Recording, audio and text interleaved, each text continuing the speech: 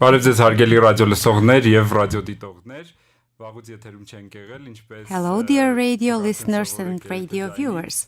It's been a while we have not been on air, and as you can already guess from familiar voices and sound, we are relaunching our range of business programs today with a new format called Business Dialogue, and in contrast with business brainstorming programs where you were used to see us as a team of 3 colleagues, while now you will see us in 2 colleagues and a guest format. And as today's guest we have in the studio, we are honored to have here Taik Chobanyan, the Executive Director of the Union of Advanced Technology Enterprises, and here on air with you will work me, Gevorg Pogosyan, the CEO of Impact Hub Yerevan, and Narek Aleksanyan, Business Consultant. Hello, Mr. Chobanyan. Thank you for receiving our offer.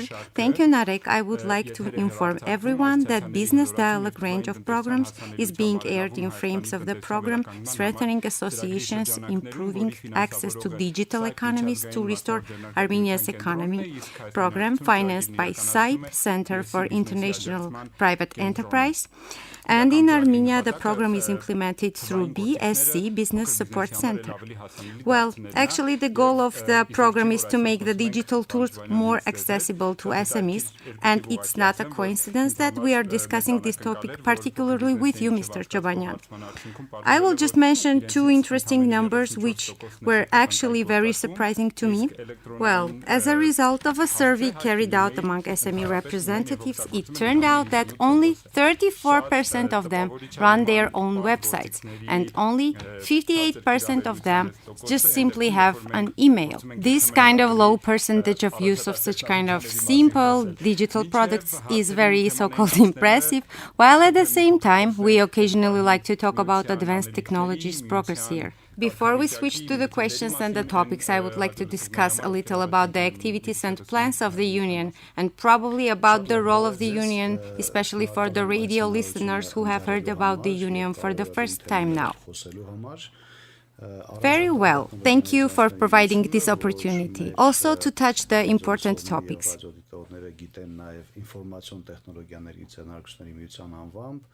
Եվ շատ քաջատեղեք են, քանի որ Կարինե Վարդանյան հենց այս տաղավարում երկար ժամանակ հաղորդում էր վարում, սա Հայաստանն է եւ վերջ։ Այսօր ոլորտի, առաջատար տեխնոլոգիաների ոլորտի հիմնական կազմակերպիչը, թիկունքը, առաջատարը, առաջմղողը, այսպես պաշտպանը, քանի որ նաեւ ասոցիացիա է եւ բնականաբար շահերի պաշտպանությունը իր հիմնական ուղղությունից մեկն է եւ այդպիսին է եղել սկսած 2000 թվականից իր ստեղծման օրվանից եւ այդպիսին է այսօր վերջին տարիների առանձնահատկությունը միության գործնեության կայանում է նրանում որ հատկապես վերջին 6-7 տարիների ընթացքում իրականում 2016 թվականից սկսած եւ այդտեղ խթանիչ եղավ քարորիա պատերազմը ապրիլյան ոլորտը ավելի հանրային ակտիվ դարձավ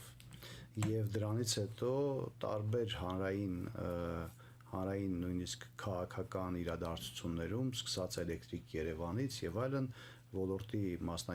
such as Electric Yerevan, etc., and the participants of the sector were numerous, which is a positive statement implying that the sector has been developed as not only one of Armenia's most promising sectors, but a publicly active, concerned sector, which is a positive part here, and that we are all aware it's the biggest feature probably of this tech sphere is science and knowledge-based sphere, which employs educated individuals, and the sector is often mentioned as people who have seen the world, implying that the income they have allows them to travel around the world because the vast majority of those enterprises work interrelated with the Western advanced enterprises and companies, and this is a unique way for cultural development for Armenia. From cultural ideology point of view and today in scope of the same logic, the sector is directed to advancement, not only to direct technological sphere, and development of related projects with the West, but due to its indirectly related projects such as, for example, security systems. And after the war of 2020, a special increase of the interest was spotted for security segments in several aspects.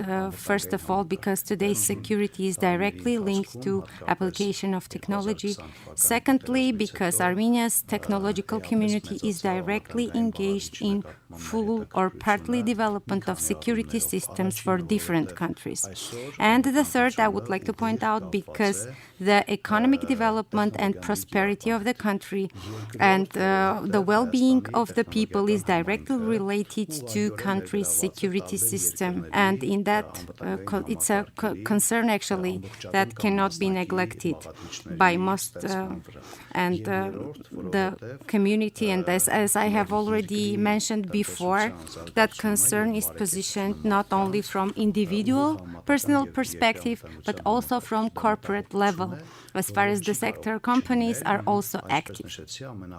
Thus, directly referring to your question, I will point out that one of the main directions that we are headed with today is Armenia's security system, and we are disseminating Armenia's comprehensive security and protection system development initiative, in the scope of which we already here we have today trainings. Trainings are held in techno-military exercises.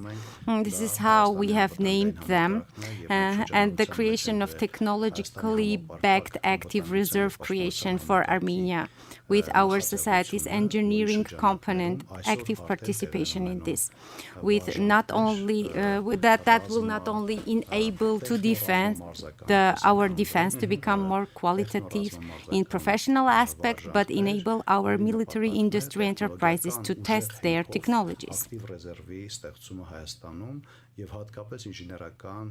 Բաղադրիչի մեր հասարակության շատ ակտիվ մասնակցության, որը ոչ միայն հնարավորություն է տալու, որպեսզի մեր պաշտպանությունը լինի ավելի որակյալ մասնագիտական ձեռքերում, այլև դա հնարավորություն է տալու, որպեսզի մեր ռազմաարդյունաբերական ձեռնարկությունները իրենց տեխնոլոգիաների փորձարկման բարար դաշտ ունենան. The second direction due to which we are more recognized is education, and the biggest content that there we have in form of our engineering labs in 630 schools in Armenia, involving more than 18,000 children there. This is the biggest program implemented not only by UATE, but the biggest implemented in Armenia per se, which has originated in private sector and transformed through public-private collaboration into a public program. It's a public program, actually. This collaboration is very broad, involving benevolent organizations, individuals who wanted to make some impact and assist the schools, villages by means of opening more opportunities for the children, more labs, like the ones we have now, precisely 630, as I have already mentioned, while the government has covered all non-operational expenses in this big program. Let's say if tomorrow 2,030 new labs will be opened, the government, in accordance with its contract with UATE, is obliged to cover arising non-operational costs, such as salaries, other preserve-related costs.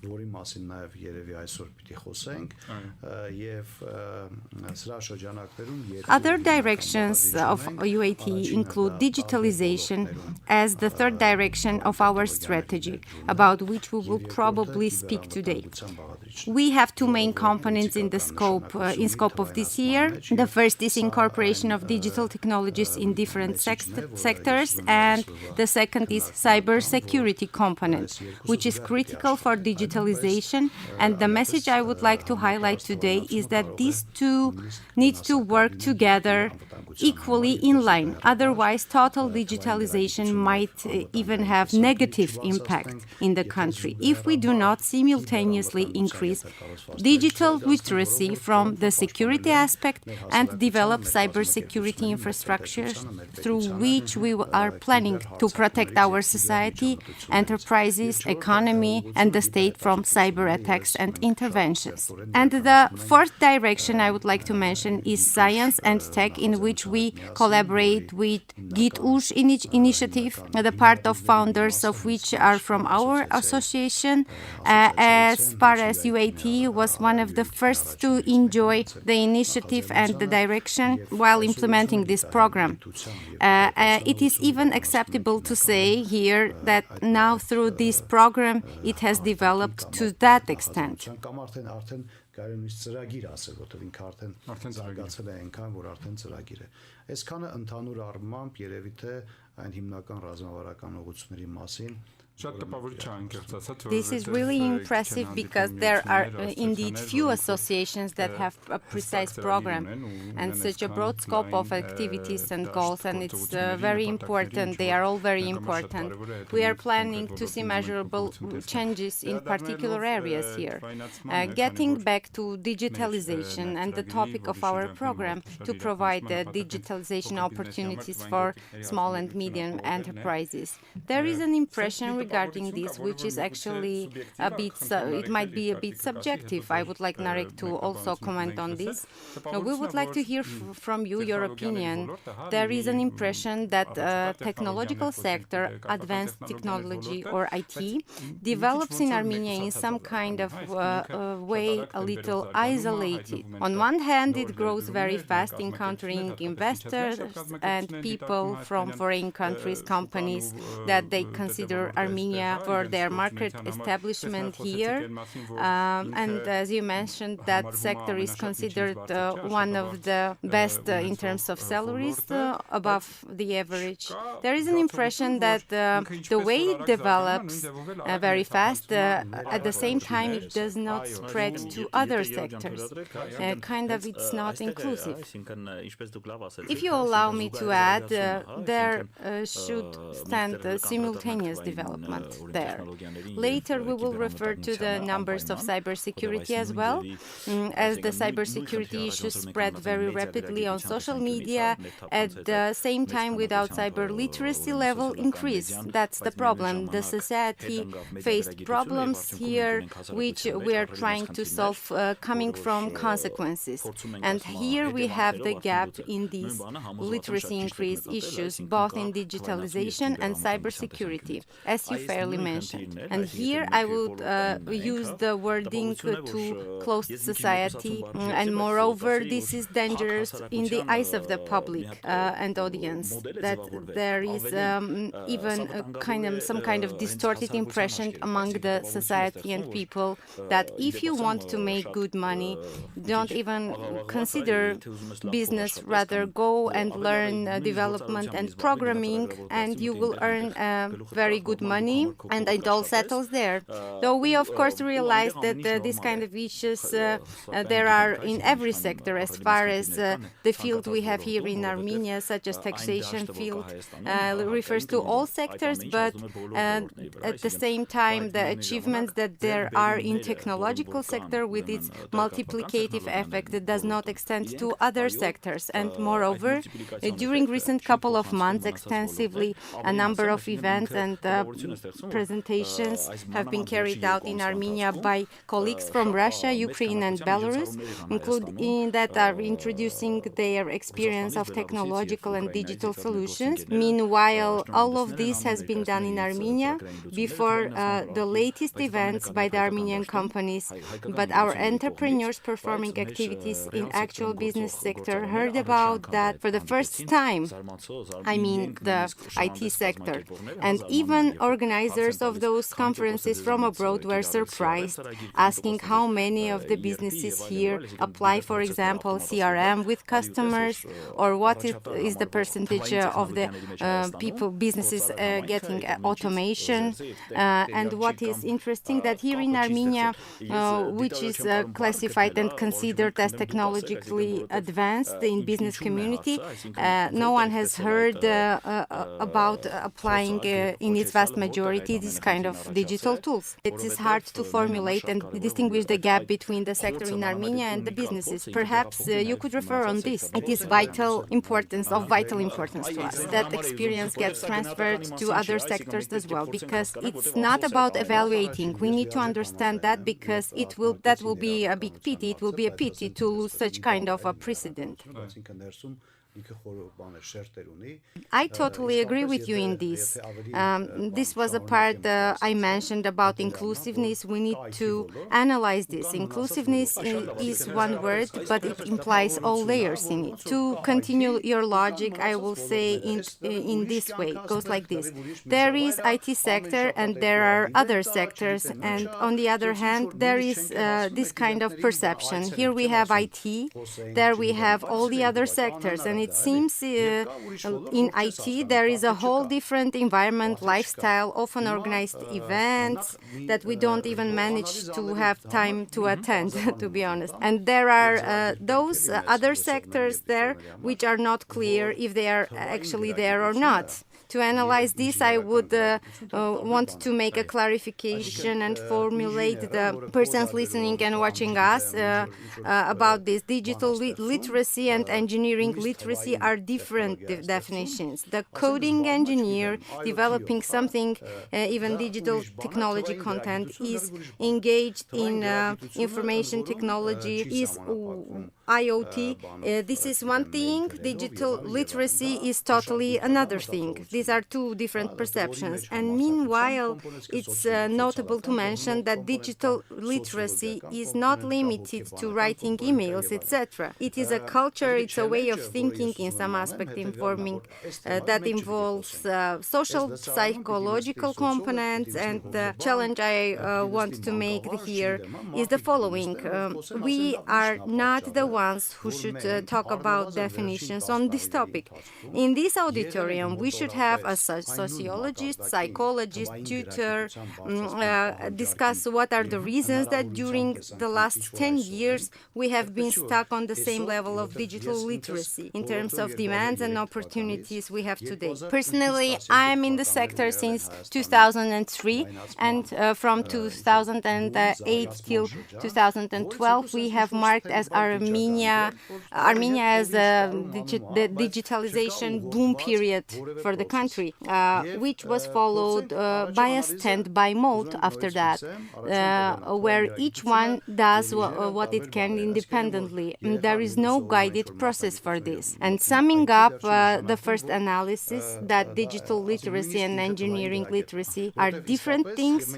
When the child goes to learn a particular specialization, enters IT sector, that doesn't mean that he or she becomes digitally literate. As far as we have same earlier discussed digital technologies use gap inside of IT sector as well. Because here it's considered very often that if you run an IT company and provide IT services, then you have everything digitalized here. But as a matter of fact, it is not so.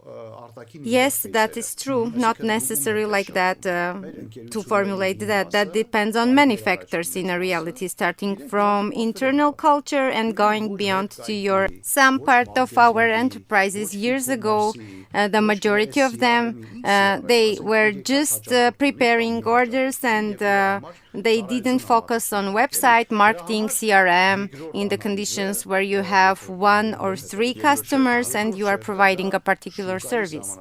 That is why the second analysis conclusion is the limited market. And that is why the biggest challenge we have today is we have a problem about communicating and building relations with foreign companies. Generally, we have a value chain which starts from the USA leading to a particular company, at best with a second and third client, and in that value chain format, product value chain grows with working from additional segments as well. Thousands of companies established in recent years, and this is the objective continuation which should bring and lead to the development of digital literacy in the society, on the platforms in the scope of which the business gets initiated. We need a serious intervention. There is a necessity of this kind of intervention. And in those interventions in the mentioned platforms, a special role is to be played by the state, because traditionally the state is perceived as the promoter to guide the development of the advanced technologies, like the key customer. The so-called Estonian phenomenon stated the same, and we can even take a look at Finland. All the countries have overcome and filled the gap with implementation of digital technologies fostered, and I would even say pushed by their governments. And meanwhile, we do not still use our smartphones, which are basically computers, in public services. And in general, we do not use them in our services too. We assumed that banking sphere had advanced, but it was enough for our colleagues to come here from Russia for us to realize that in that sphere we are seriously falling behind, and this shouldn't work like this, like it does now. Պետական ծառայությունների մակարդակով գրեթե չենք օգտագործում եւ ընդհանրապես մեր ծառայությունների մակարդակով գրեթե չենք օգտագործում։ Մեզ թվում էր թե բանկային ոլորտը բավականին առաջ է գնացել, բայց բավական էր Ռուսաստանից մեր գործընկերները գան այստեղ եւ հասկանանք, որ բազում է չէ, մենք գտնում ենք խորը sense հետամնաց վիճակում, մարդիկ ասում են, «Էս ինչ է կատարում», որ մենք հասկանանք, որ այո, չի կարա այդպես լինի։ 2000 In 2011, mobile ID concept was discussed in Armenia, and 11 years have passed since then. At that time, concept must have been revolutionary. Even the local attempts for it were few. This is how advanced technologies work. You cannot work with technology from 60s, and you cannot switch after that immediately to technologies from this year, recent ones. This is how digital technology steps come into game. They step into game like this. For this, there are players, and they are conquering the world. The sphere is moving very rapidly. Today, Armenia's digital ID and electronic signature system is old, at least by 6 generations. This is unacceptable. This means that we cannot have interoperability with the world. We should be corresponding to be able to meet and provide the standards. For instance, our biometric passports have just their name as biometric, but they are no different. They are no different from paper-based passports, actually.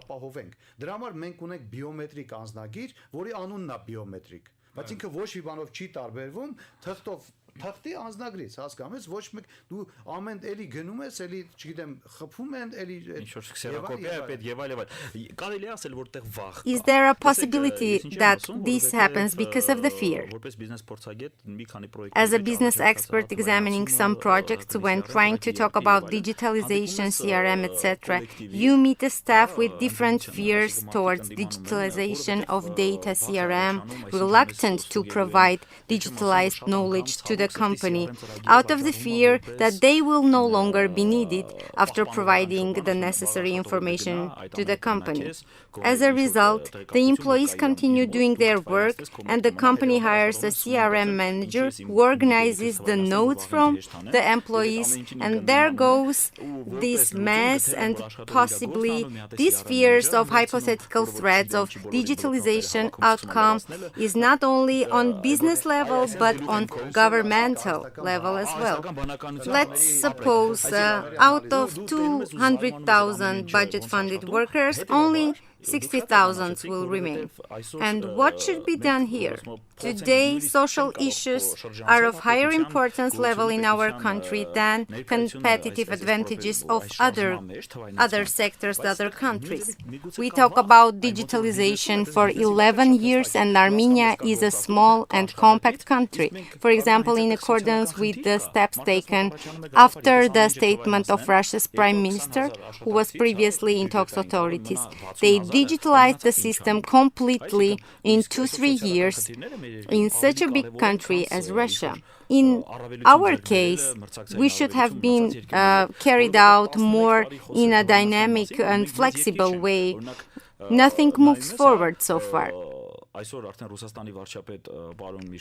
they say with this example, the first iPhone was introduced to the father by his daughter, who pointed out that this is how a phone should be.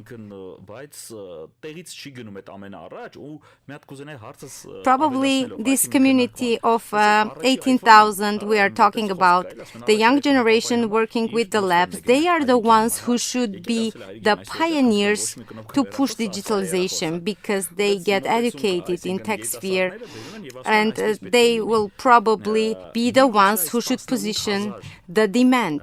Համայնքը որ կա երիտասարդների, որոնք առնչվում են լաբորատորիաների հետ, միգուցե իրենք պետք է նաև միգուցե դառնան այդ առաջամարտիկները, որտեղ լավ ասեցիք, միտեղ ձևավորվում է, չէ՞, այդ բիզնես մշակույթը, որ պետք չի թվայնացում, հա, ինձ ձեռդ վրա գրի հիշի եւ այլն, այսինքն միգուցե հենց իրենք պետք է դառնան, որոնք հետո մտնեն տեխնոլորտ կամ ցանկացած ոլորտ, որովհետեւ իրենք ինչ-որ նախնական կրթություն են ստանում եւ դառնան այդ թվայնացման պահանջատերը։ Իրենք այդ առաջնորդներից մեկը պիտի լինեն հաստատ, որովհետեւ իրենք They indeed should be the leaders, because they are quite educated since 10 till their 18 years, constantly being technologically active and applying this technology.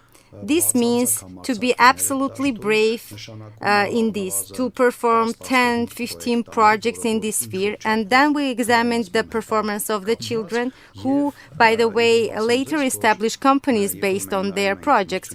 Most of them are digitalization-related projects like e-commerce, etc. And it's already clear that in whichever sphere they will continue later, agriculture or IT, digital technologies will be the priority for them.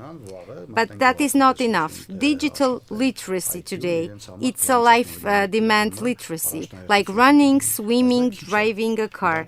Digital knowledge is a life demanded skill. I want to point out that digital knowledge without digital security is dangerous, though. Բանը գիտելիքը, ընդ որում ես ուզում եմ այստեղ էլ նորից կպցնեմ, որ թվային գիտելիք առանց թվային անվտանգության գիտելիքի ինքը վտանգավոր է։ Այսինքն մենք պիտի միշտ ֆիքսենք, երբ որ ասում ենք թվային բան, գիտելիք, գրագիտություն, իր մեջ մտնում է անպայման անվտանգային բաղադրիչ։ When we're talking here on digital skills, I would like to make internal clarifications here. We are talking both on personal level, digital literacy, and on corporate level. I assume that digital literacy derives from personal digital literacy. And who is the decision maker here? In our case, is the businessman. Here we have a space for a debate. If a businessman doesn't accept particular digital solutions for himself on a personal level, but he can realize that for his business development should be probably beneficious to implement it. Of course, this might be a rare case, but there we cannot expect that the businessman shall be educated on this topic initially to be able to implement it and to use digital systems himself. Just to understand the importance of the systems. Getting back to the topic of the fear now, as we are now particularly talking about SMEs, where there are big gaps here between our classic small business and IT sector, it might come from the factor that we are probably frightening them with terminology like CRM, automation, social media, etc. Because when we asked if if the small business does sell on social media, some people do not understand the term, and only after clarification, do you sell on Facebook, they understand. So there is a particular terminology that is not usual for them yet. This is basic, but we're talking here on advanced technologies. Now the gap. What should we do in between for the small businesses not to jump right into advanced technologies, but walk to it step by step? As we're talking here about the culture, the fear that also comes from the culture. There is no perception what it is and what it can provide, to be honest. A fear is formed when the businesses think that they do not need sales systems. Excel is quite sufficient for them. Meanwhile, for some entities, Excel is on the level of fear too, and they try to avoid it, saying that my pen and paper are enough for me. These are the levels. Now, how should we go through them step by step? As a matter of fact, you outlined two solutions. I don't know if you realize that or not. Yes, we also have a necessity of digital consultants here, which they can also incorporate on corporate level, like accounting, legal offices, etc. And why there should not be digital consultancy office today? It's a matter of a question to consider too. Allow me to disagree here. I have missed your disagreements for a while now, because I don't think that if I had been walking on my feet and now everyone is driving a car, I should necessarily learn to ride a horse in between, because there are cars today and I need to learn a new skill one way or the other. Why not to learn directly to drive a car, which can take me to my destination fast? Why should I learn mediation skills before that? Am I exaggerating this example? I'm exaggerating it on purpose, because today we're talking about digital technologies becoming more user-friendly today, and we're closer to the client now, and we are more simple. They are all simple in application, to be honest, those systems and methods and tools, like in a cartoon to press something to apply. In most of the cases, Excel is much more difficult than CRM program and the use of cloud technologies. The perception is different. Let me clarify your example. And we're not talking on pushing people to learn a horse riding stage. We're just suggesting to the people who are afraid of driving and are used to walk, just to try to ride a bicycle and see what difference would it make to, in comparison with walking. Plus, if you get this opportunity, you will probably move faster. We are not talking here about people who want and do not know how to drive a car, but those people who are simply scared. Just like me, by the way, I've been afraid to drive for 35 years. The whole problem here is this. Let's be concrete on examples. There is an e-commerce today, and it's a very serious challenge for SMEs in terms of entering and positioning. For example, in retails and making sales. For example, in the same Wildberries platform it will very soon enter Armenian market to operate fully like it does in Eurasian Economic Union countries from Armenia, Kazakhstan, Belarus, etc., like it operates in other countries, because intermediary stages here are not a solution for our SMEs.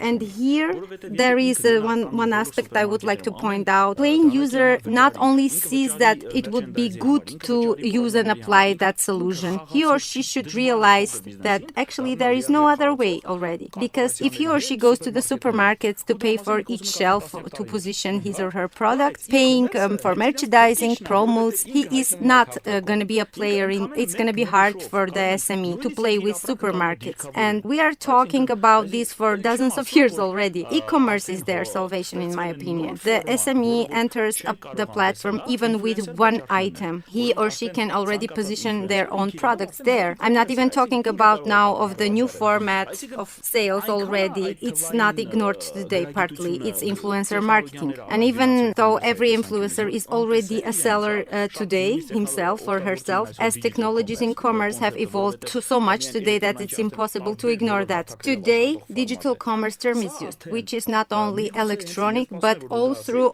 other platforms applied format. And here we can put the fear from from the opposite side. If you do not catch up with this to apply, you will lose and get lost. The world is changing. We have already noticed as wildberries entered Armenian market, it already grabbed an essential share of SMEs positioned from Armenia, such as Armenian shoes, for example. This sector is sold on wildberries already.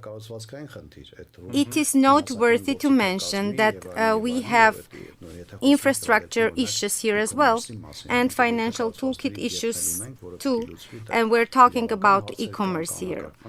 We still have infrastructure gaps issue to handle with legal and coordination issues. I would like to mention that every new coming initiative is accepted through conservative approach, and approximately 30% will go after that.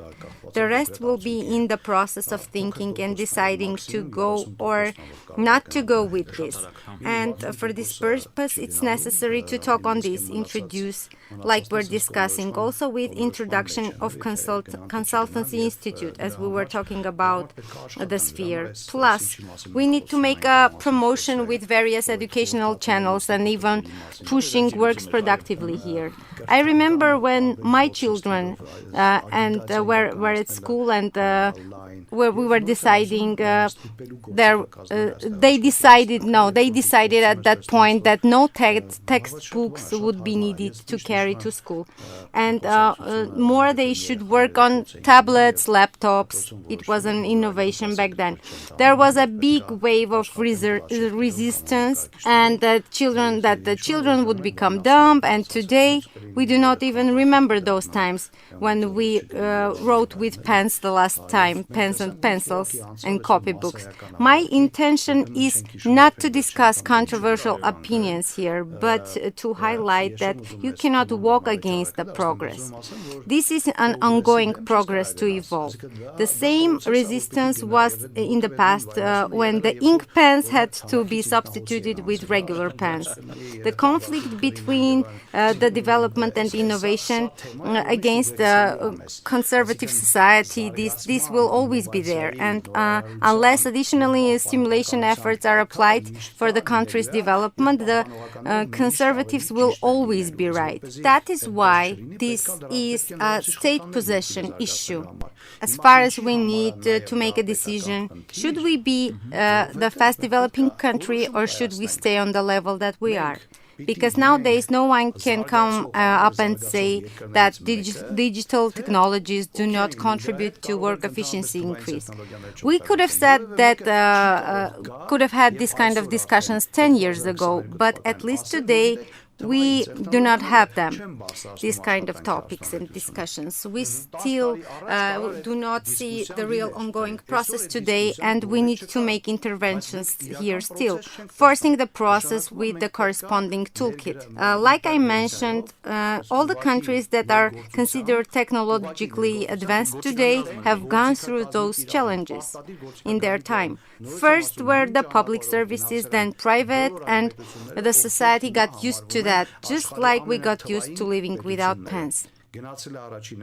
Պետական ծառայությունները հետևից գնացել են մասնավոր ծառայությունները ինչ որտեղ ստիպված եւ մարդիկ սովորել են դրան ոնց որ մենք սովորեցինք առանց գրիչ ապրել. So, to conclude this discussion, we need to state that in accordance with the Union's vision, the main partner in digitalization is considered the state.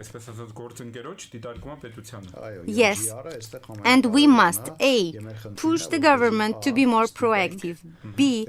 be partners in this because the sector expertise lays with the private enterprises, and we will always stay there, as the government will never get closer to the expertise level that the private sector has and implements. And C, everything should be done to maximize the use of Armenian solutions. This is our internal interest because that is what should contribute to specific increase of digital technologies in our economy. Otherwise, we will always be the ones to go after the world. And if we do not create tools that are ours, the ones that we can take and incorporate in other developing countries and development, they may become actually our export potential. Think about that. If not, then we will always be the country that follows other advanced countries, which do not have strong technological sector, but want to be one of the first in the world. The main factor hindering our development has been this scenario. If we look back at technological solutions implementation history in our country during recent years, the vast majority of those were implemented through international projects, and in 99% of cases, those projects were taken by big international corporations. And you will see that in 99% of cases, those solutions were actually developed by Armenian companies with 10 to 30% of identified cost of the tender. And you will learn that 30% of the developed programs did not eventually get implemented, and the remaining 50% are already outdated now. Recently, we tried to apply for a tender, and it turned out to be more difficult than just to put a procurement package in an envelope and submit it to the Ministry of Economy. Digitalization is not meant to make out life more difficult, but to simplify it, and that is why we have what we have.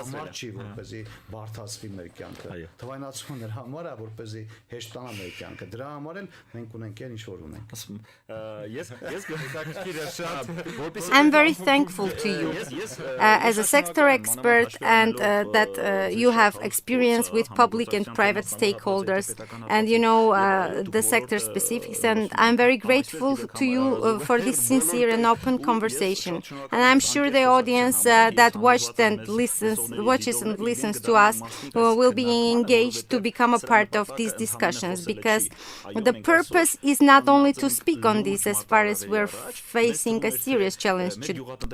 We thought that we're facing problems in agricultural sector today because it's not intensive, or facing problems with light industry because of raw materials issues.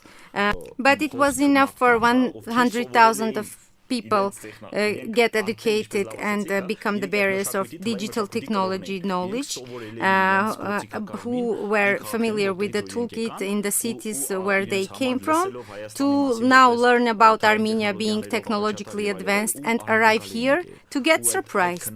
And as a result, it turned out that our technological development, things here are applied and voiced all over the world, implemented somewhere in France, for instance, and most likely people are not even familiar with those technologies here. So basically, we have the product positioned there, somewhere outside the world, to develop here, but people are not aware of that. I would like to lead my question there now, as far as we clearly understood the role of the government to be the leader in promoting our competitiveness, to compete with Georgia. Would be great if with Estonia, as we have come out from the Soviet family. How did they manage to build the demand and rapid growth? When the government decided and just did like Belarus succeeded with artificial intelligence in just 3 years, concluding this due to this rapid decision and tools probably. Now back to what you stated, that there is an expertise under you, the private sector, and you know that very well. For the SME sector, it is vital that these products could be explained and delivered to them clearly on their understandable language. Maybe we have here a mission to promote products as an example with increased interest in using and importing buds as means of addressing healthcare improvement in Armenia, for example, and probably expert suggestions after analysis with its recommendations and value of those would be become so high that this would impact on product popularization applied to concrete solutions for the business, for instance, CRM solutions, etc. And probably in some period of time, that will lead to results. If we are intending to use some products, then why not to focus on Armenian products in this case?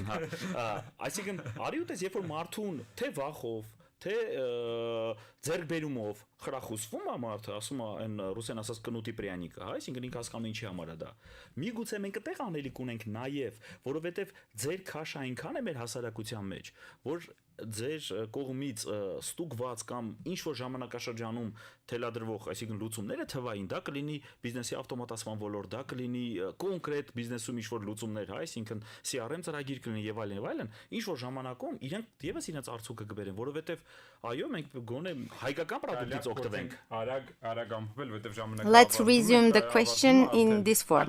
As we're short of time, Mr. Chobanyan, the question is the following. Which are the union's anticipated activities to promote the products that have been developed, which are obviously of good quality, to make those products accessible and the society and potential users should be informed about them? How to publicize these products?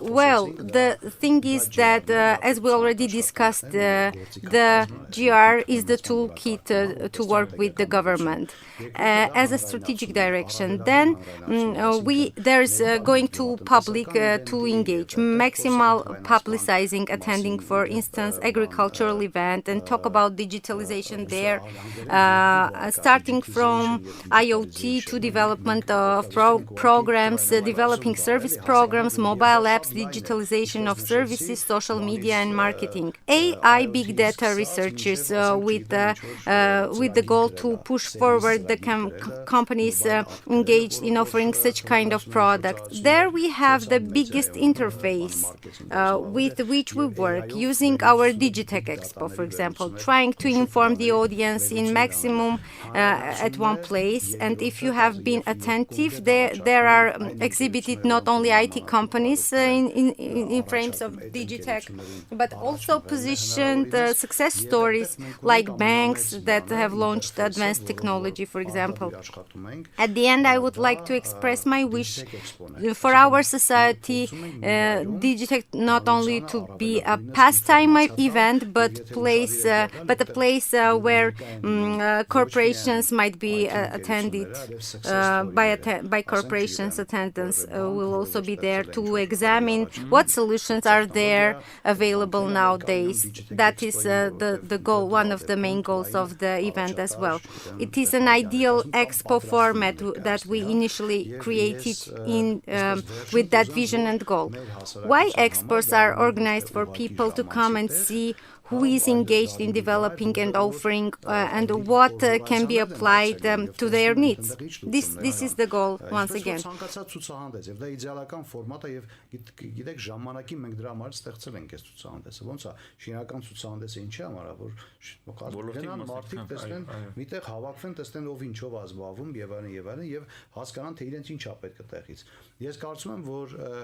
I believe that one of the directions I mentioned, and if we succeed in those, because there are dozens of points there under those activities, we will face changes. Like we need to go with program and one activity after the other in a systematic way. In that case, we will win facing changes. Today, we can already feel the feedback from both private sector and public, and approximately in this year or next year will mark a digitalization new launch markup for Armenia. That is my opinion. I believe on this positive statement we can conclude the discussion, Mr. Chobanyan. Thank you so much for an interesting dialogue. Previously, in the scope of Business Brainstorm program, we tried to conclude with small solutions for the business. But I think that today we will leave a midpoint mark here so that our radio viewers think if they are entrepreneurs, are they digital or no, if they use that to consider what would digitalization give them after this. And I'm sure if they start to consider, they will find the best solution. And as an addition, this business hack that you hinted to consider digital development and implementation in line with security component. Digitalization should not only be considered as the playing goal. Here, once again, the government's role is reassured because security is the monopoly of the state, absolutely. I would like to remind that 106.5 FM News Radio just hosted the first program of Business Dialogue, and our guest today was Haik Chobanyan, the Executive Director of the Union of Advanced Technology Enterprises. I would like to thank all the radio listeners and remind that the radio program is aired in frames of the program Strengthening Associations, Improving Access to the Digital Economies to Restore Armenia's Economy, financed by SAIP, Center for International Private Enterprise. And in Armenia, the program is implemented through BSC, Business Support Center. And we will meet during the following program. Շնորհակալություն։ Հաջողություն։ Շնորհակալություն։